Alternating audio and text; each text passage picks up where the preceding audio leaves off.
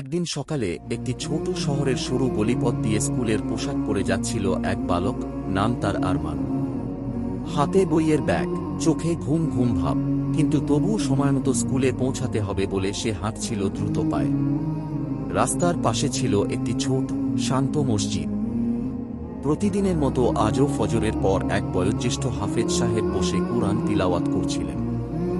কুরআনের শব্দগুলো বাতাসে মিশে চারদিকে ছড়িয়ে পড়ছিল। আরমান হঠাৎ দাঁড়িয়ে গেল। কানে ভেসে এলো এক অপার্থিব সুর। শপথ সকালে এবং শপথ রাত্রি যখন তা শান্ত হয়। তার হৃদয় কেঁপে উঠল। কুরআনের সে সুর যেন তাকে থমকে দিল। সে আর চলতে পারল না। চোখে জল এসে গেল অজান্তেই। সে জানত না কেন, কিন্তু মনে হচ্ছিল এই সুর, এই কথা তার হৃদয়ের ভেতর কিছু জাগিয়ে তুলছে। সে মসজিদের পাশে দাঁড়িয়ে পুরো তিলাওয়াত শুনল। প্রতিটি আয়াত তার হৃদয়ের দরজায় কড়া নাড়ছিল।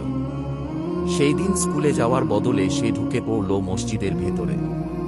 চুপচাপ হাফেজ সাহেবের পাশে বসে রইল। হাফেজ সাহেব বুঝলেন, বালকের মনে কোনো না কোনো পরিবর্তনের সূচনা হয়েছে। তিনি মমতার সাথে জিজ্ঞেস করলেন, বাবা, তুমি কি কুরআন শিখতে চাও? আরমান মাথা নিচু করে বলল, জি হুজুর, আমি জানি না কিছুই, কিন্তু আমি এই তিলাওয়াত শুনে যেন অন্য এক জগতে হারিয়ে গিয়েছিলাম। আমি শিখতে চাই। সেই দিন থেকেই আরমানের নতুন এক পথ চলা শুরু হল।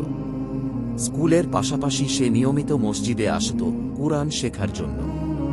প্রথমে আলিফ বা তা শিখল, পরে ছোট ছোট সূরা মুখস্থ করল। মাস পেরিয়ে বছর, আরমান হয়ে উঠল একজন হাফেজ। আজ সেই আরমান, যে একদিন শুধু রাস্তা দিয়ে যাচ্ছিল, এখন প্রতিদিন সেই মসজিদেই দাঁড়িয়ে কুরআন তিলাওয়াত করে। তার সুরে এখন অন্য বালকরা থেমে দাঁড়ায়, মুগ্ধ হয়, আর হয়তো শুরু হয় তাদেরও বদলে যাওয়া।